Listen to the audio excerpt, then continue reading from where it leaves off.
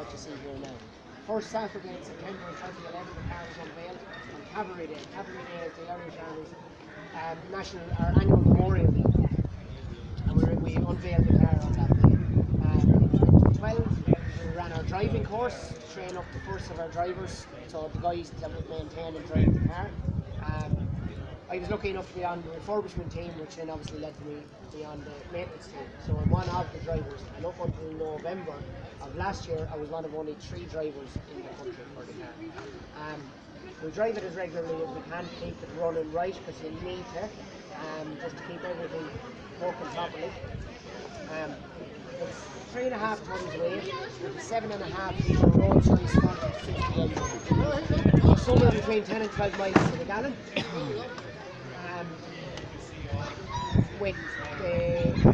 In 1920, the British Army manual stated the maximum speed of 55 miles an hour. Now, modern vehicle, the fact that the carburetor is pretty well tuned and stuff like that, we got a little bit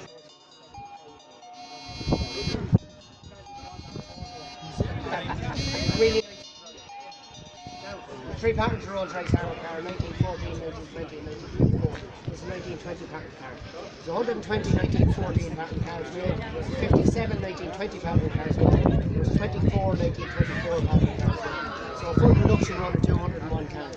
Of those 201 cars, for all intents and purposes, there are only 2 left. Just leaving them on, and then there is one in the Tank Museum in Bobbleton in Dorset. And ours is the final example of the thing. Extremely rare vehicle. If this wasn't the car that escorted Collins that day and carried these body cameras today back to Cork after the ambush, conservative estimate on its worth between £2 and £6 million sterling, if you could sell it. Now obviously it's priceless to the state and to the defence force. Would you like to see it running? Yeah, please. Ma was ringing me there. Ma was ringing me. What was she done?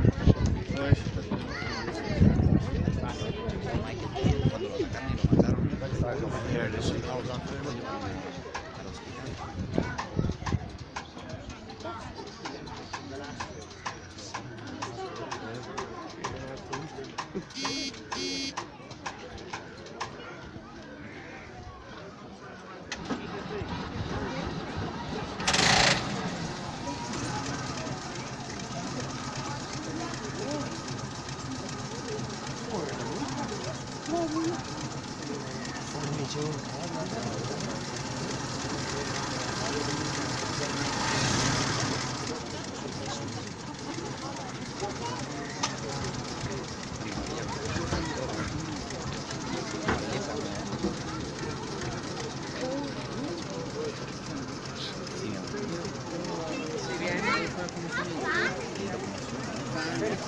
That's one of the reasons it's equivalent of €250,000 for one of them in 1920.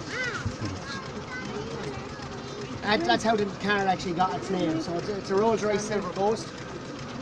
When the car was launched, part of the thing they did was the Rolls-Royce company actually called it the Rolls-Royce 40-50 because it was a 40-50 engine that was in it. And they entered it in a reliability test. So the run was from London to Edinburgh. And the plan was if your car got there without breaking down, there was a good sign of the vehicle. So the Automobile Association would look at your car, they would wire tie the cap on the radiator so you couldn't top it up, and they would chain the radiator or the bonnet closed so you couldn't top up the oil. There was 12 cars in the competition, 6 of them broke down before they even left London. There was an automobile journalist that was covering the whole thing, and Rolls-Royce were fairly confident that the car would do the job no problem. So what they did was they painted it metallic silver to make it showy.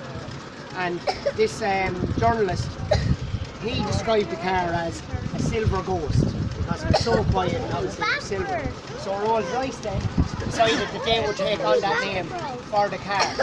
At the time they were producing another 3 models of vehicle, which was the Rolls-Royce 10, 20 and 30. So 10 horsepower, 20 horsepower and 30 horsepower cars. And then they developed the Rolls-Royce 40-50. Now in the way they used to measure horsepower at the time, that engine was putting out about 50 horsepower. But in modern day terms, obviously we can be a little bit more accurate about it. It's actually about a 90 horsepower engine. And the Silver Ghost was so successful, and again, as a bit of a publicity stunt, after the Edinburgh run, they did another 25 runs up and down Edinburgh in that car to prove that it was that reliable with no breakdowns. And that car still exists. I think Bentley own it now. And the Ghost was so successful that they stopped producing the 10, 20 and 30, and they just produced the Ghost. Produced it from 1906 to 1925. And this car is 1920. This is one of 20 Rolls-Royce Silver Ghost armoured cars that were sent to Ireland by the British Army in 1920, and they replaced 17 1914 pattern cars, Rolls-Royce cars that were here as well. When the state was founded then, we bought 13 of these from the British War Office at £2,000 a piece, the equivalent of €250,000 modern day terms. That's second hand. And the 13 cars stayed in service then until 1936. They went out of service due to a lack of spare parts, because obviously the Ghost stopped being produced in 1925, probably the sheer cost of it. September 3rd, 1939 rolls around, war is declared, the Irish are neutral, so we can't get modern armoured vehicles off anybody. So we put these back into service and we built some of our own. There's actually an Irish built car in the museum there in the tent, Ford Mark 6 armoured car. And the cars stayed on the books until 1954. In 1954, an order came from the then Minister for Defence that 12 of the cars were to be stripped of their armour plate and the chassis sold at auction. Sold for between €50 and €80 each. She them on, armoured Rolls-Royce number 2, ARR2 was kept, because it is the car that escorted Michael Collins on August 22nd, 1922 in Bale-na-Blah, when his convoy was ambushed and General Collins was killed. And they carried his body parts all the way back to Cork. So it's of huge historical importance to go to the Defence Forces on this. And in 2010, between 2010 and 2011, we refurbished the car. It was kept in running order, but just didn't look quite as good as this. And we refurbished the car then to bring it back to what you see here before. Any questions? Do you like my car? It brought them part.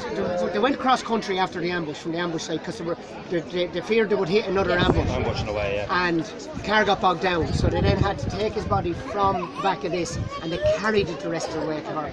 It must have been an awful thing to go through altogether, but it did carry his body parts away. Now, when we did the refurb on the car, certain decisions had to be made for aesthetic purposes, if nothing else, because we knew we were going to be showing the car. So the floor was in very bad condition, and we said, oh, we're going to have to change it, it looks too bad. So when we lifted the floor, it actually turned out it was packing crates from the 1960s, been replaced already. So we put an oak floor into it, which will be original. 2 transport boxes on the back. The pickup body on the back is made of ash, and the transport boxes, the lid on this lid was very badly worked. So we said, for aesthetics, it looks better if we had a good lid on it. So what we did was, we replaced the lid. Now the advantage to that was, there's a crowd called Druid Craft down in Cork, and they make a cold cast bronze model of the Sliabh van. He made 12 numbered ones for those of us that were involved in the refurb on the car. Mine is number 7. And the other advantage is mine is sitting on a piece of that lid. There's 4 of us got a piece of the lid. Right. Now we run off, nobody knew about it until afterwards. It's easier asking for forgiveness than permission. So I have a piece of the car at home. I joined the army as an apprentice. 21 years ago I finished my apprenticeship, and I've been polishing the brass on this thing since then. So I have a certain attachment to it. On the engineering side alone, as a mechanic, this thing is just a fabulous piece of kit. It's the epitome of British engineering from that time. Yes. And then it's the association with Collins, the first Commander-in-Chief of what is now the Irish Defence Forces. So a figure of huge importance to me as a member of the Defence Forces. And obviously, depending on one's political views, there's issues that way as well. In regards to the car itself, you said yourself that they were supposed to be stripped down and sold out of parts. Am I correct in saying there's a hair story, and I don't know if it's true, that this was stowed away, as in hidden to make sure it wasn't sold? Depends who you're talking to. The order came from the Minister for Defence to keep this in 1954. Right, did it? The legend built up around it then afterwards. We've seen the paperwork. We've also seen the sales. There was never supposed to be. We've seen the sales documents from the day the rest of them were sold. It was never meant to be hidden away. No. That story is there, but it's not true. You never let the truth get in the way of a good rumour. But no, it is a good story. But no, and we look after it now, and keep it maintained. Obviously, it's in the museum here under normal circumstances. Absolutely. And brought out then for days like today, and there'll be certain times then when we bring it to different locations. We did 8 garden parties in Arsenal on last year. I did 5. Yeah, it's last great year, because you get to meet the president, like, you know, all over him. and again, running off the whole forgiveness permission thing. My brother's in the Air Force. He went into the Air Force.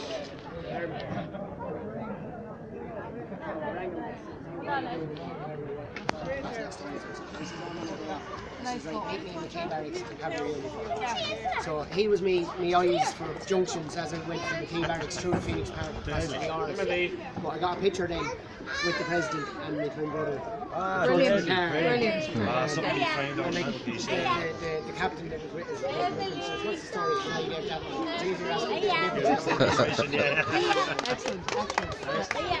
So something's happened to this already. Oh, look here. You know, it's priceless to the state. If it was just a Rolls Royce Silver Ghost armoured car, the conservative estimate on it is between £2 and £6 million. That's what I heard. Yeah. And like, the radiator is nickel silver. It's not, you know, it's not just plate. All that kind of stuff. You know. In regards to you said you're polishing that for years. How often do you have to do any maintenance work to it? Is it just general upkeep? And we get service once a year. Yeah. We keep, and then there's the general maintenance, keep an eye on it, and all that kind of stuff. Spark plugs. You know, it depends how much driving we do. But you check out everything regularly, make sure it's okay. You tighten up the fan belt, but when it gets too loose, you take a link out of the fan belt. You can take the links out and stuff like that. But it's maintained, you know, reasonably regularly. It's polished regularly. Like today now, you get a little bit wet, so the brass will have to be done again. Stuff like that. Alright. But I'm taking over the workshops in the barracks at Kilkenny tomorrow, so I'll be finished polishing this for a while. Yeah. I'm moving on. We'll see how it works out. Be a few tears then tomorrow, yeah? Yeah, well, driving 10 mile in the morning instead of 60. You know what I mean? Yeah. When did you You're very, very good. When did you join the army? Sorry. Joined the army in 1993 as an apprentice. My grandfather, this is my father there. His father was in the cab workshop. We were chatting about now. He was gone out of cab workshops before I came into it. But there is a guy around here now. He keeps on coming over by him. Always telling people about the car. He's not getting a chance to chat to me. And he's our foreman now in the workshops. But he was a sergeant when I came to cab workshops. And Johnny would know your dad. I'm actually working on a book on Collins. Right. Working on a graphic novel, comic book. So I'll be back over to you. Look at that staring here. That's it, isn't it? What's the step?